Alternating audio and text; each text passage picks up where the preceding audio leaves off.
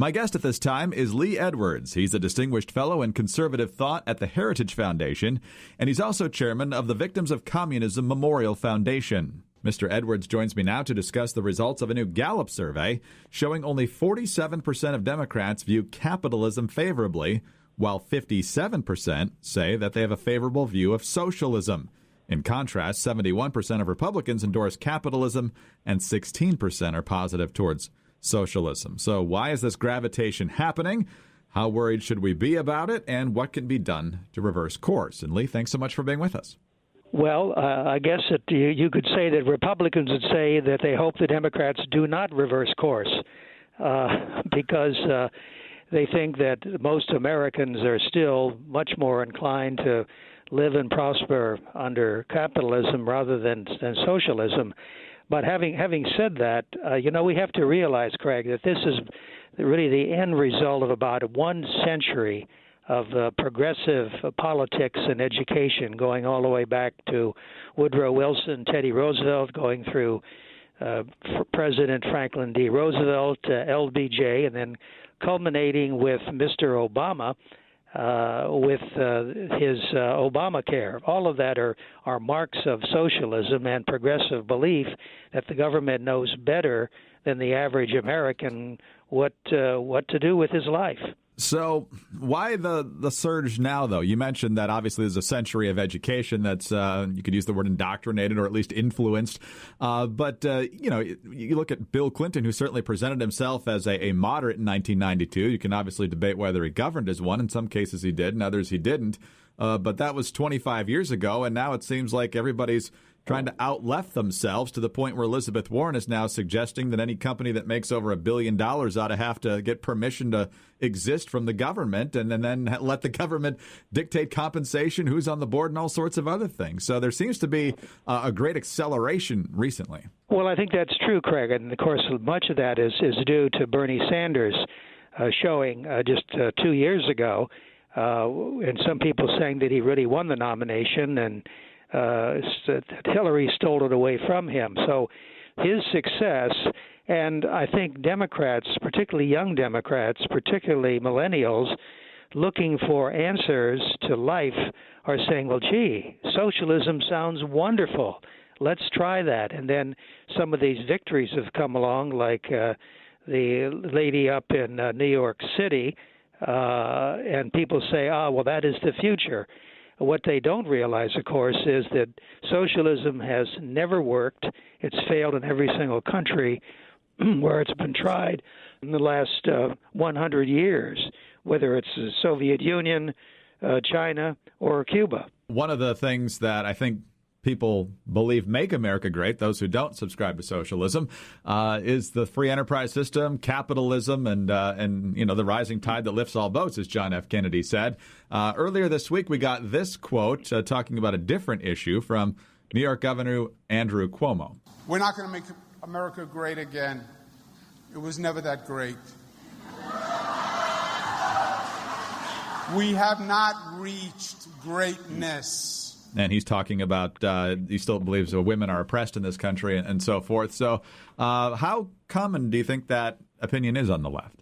Well, I think that is, again, all too predictable because a socialist he does not believe is not a patriot. He is not for the country in which he lives. He is an internationalist. And so he is not for private property.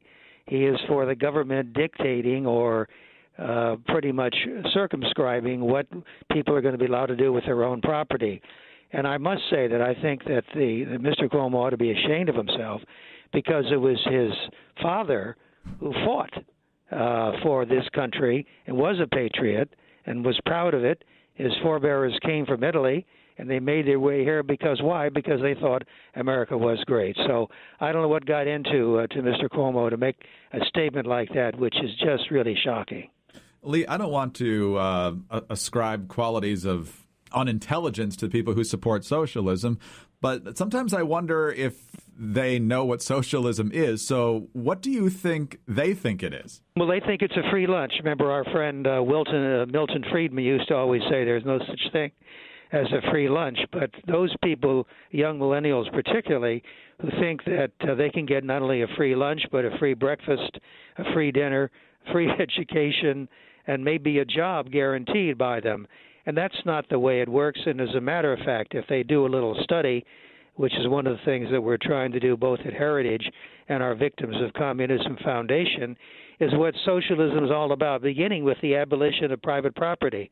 And I have to wonder, Craig, whether these millennials would be willing to give up their iPhones. I doubt it. And I don't think so. But that is what would happen if you take socialism to its logical outcomes. And yet it does not work. We know that from the record. One of the things we like to point out, Greg, is that Denmark and Sweden, which are always held up as examples by the socialists in this country, are not socialist. Yes, they have high taxes, but both of them are on the record as saying that we believe in private ownership of major industries, and we are not socialist. Recently, the Prime Minister of Denmark said that here in Washington, D.C. Conservatives, of course, see socialism as the engine for repression, and erosion of rights, as you just talked about, and even in some cases, mass murder. But right now in the U.S., like you just said, it seems to be a pitched battle between free stuff, courtesy of the rich, and on the other side, working hard to earn money and be successful and build a life. So how do we win that argument when free stuff sounds so good? Well, it does sound good until you begin to pick it apart and until you begin asking questions like who's going to pay for it? And what are you going to have to give up to get all of this wonderful free stuff? So it seems to us at Heritage it's a matter of education and of setting the record straight about the absolute abject failure of socialism for a century and more. My goodness, I don't think that these young people are going to want to live down in Cuba where people are still driving 1938 Mercurys. How do you think conservatives do in articulating free enterprise and the value of it? And if we don't do a great job, how could we do it better? Well, I don't think we do as good a job as we should, and I think that not only is a responsibility of conservatives, but I think particularly of Republicans, and I think that our leadership can do a much better job of that. It's one of the things we're trying to do, as I say, both at Heritage and also at the Victims of Communism, and I see some signs. I see some encouraging signs of teaching high school teachers what socialism is all about, taking that message back, and then educating our young people. We have to do it, Craig. We have to do it. We can't let this thing slip and slide and we'll find ourselves in the murky socialist depths.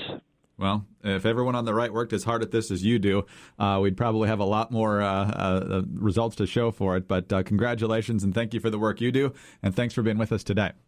Thank you so much, Greg. Lee Edwards is the Distinguished Fellow in Conservative Thought at the Heritage Foundation in Washington. He is also chairman of the Victims of Communism Memorial Foundation. I'm Greg Columbus reporting for Radio America.